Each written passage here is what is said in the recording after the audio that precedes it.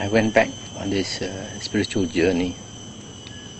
I went to study the Bible again, and I studied Hinduism and Taoism, Sikhism, Baha'i, and because I was quite nice to my office staff, one Malay man gave me the Quran, the English translation of the Quran, hoping that by reading it I'll become a Muslim probably. And I did read the Quran. And at that time, after studying so many religions, I couldn't come into contact with a Buddhist book, because that time was in the 1970s, and in Malaysia it was quite difficult to find a Buddhist book in English.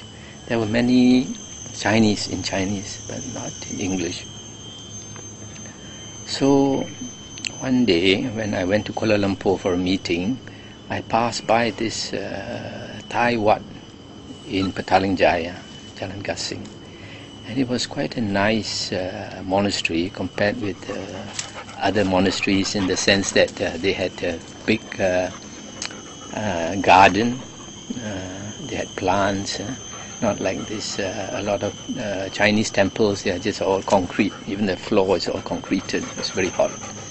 But in this Thai monastery, it had a lot of plants, so I went in, I drove in, and then I went into that big hall and I saw this big Buddha statue.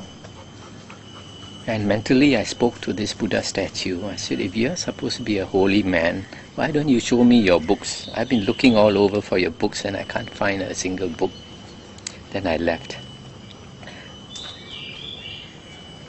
3 days later, my nephew, who comes from a very staunch Catholic family, gave me a Buddhist book.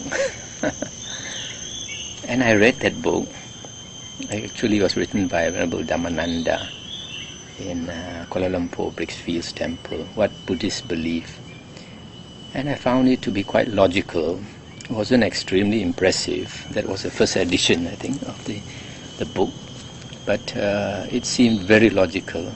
And so I was interested to pursue it. So I went to the Brickfields Temple and I got more books. And after that I went to the University of Malaya and got more Buddhist books to read.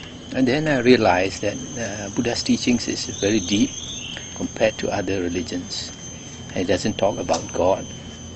In other religions, the soul, the main thing about the religion is belief in God. But in Buddhism, it seemed to be very profound. I couldn't really understand it, but I felt that there was something in it, something deep and profound.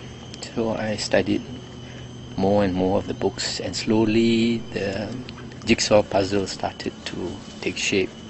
Slowly I saw the overall picture, and I was more and more impressed.